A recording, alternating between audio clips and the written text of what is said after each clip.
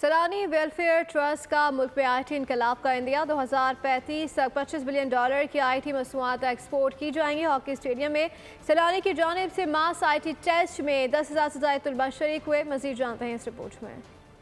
سیلانی زندہ باد، سیلانی زندہ باد، پاکستان زندہ باد، سیلانی زندہ باد، پاکستان زندہ باد۔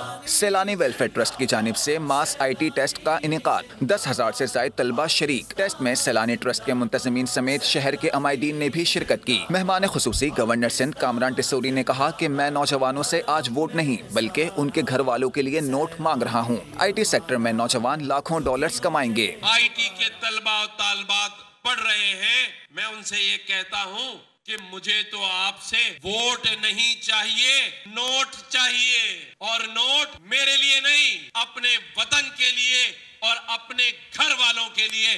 تو اب ووٹ نہیں، نوٹ چاہیے کا نعرہ ہوگا۔ سربراہ سیلانی ویلفیئر ٹرسٹ مولانا بشیر فاروقی نے کہا کہ سیلانی کا ویژن بہت بڑا ہے۔ ہم چاہتے ہیں کہ آئندہ 10 سال میں پاکستان آئی ٹی سیکٹر میں $25 بلین کی ایکسپورٹ کرے۔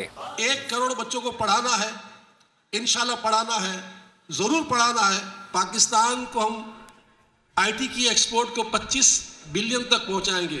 یہ امید ہے کہ میرا ملک 2035 تک انشاءاللہ تعالی پاکستان کو دنیا کا ترقی یافتہ ملک بنا دے گا۔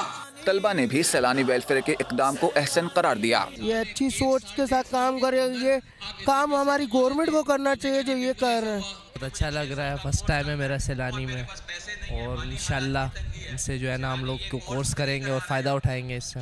یوتھ کے لیے ایک اچھا پیغام ہے کہ ہم آگے بڑھیں، کام کریں اور اپنی اسکلز کو ڈیولپ کریں۔ آئی ٹی کا دور ہے اور اسی میں کامیابی ہے آگے جا کے۔ گورنر سندھ کی خواہش پر ٹیسٹ میں شریک تمام خواتین کو ٹیسٹ سے قبل ہی پاس قرار دے دیا گیا۔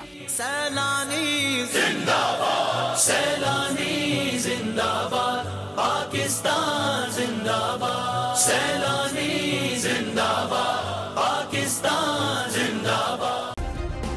سبسکرائب کریں اور بیل دبائیں تاکہ کوئی خبر رہ نہ جائے۔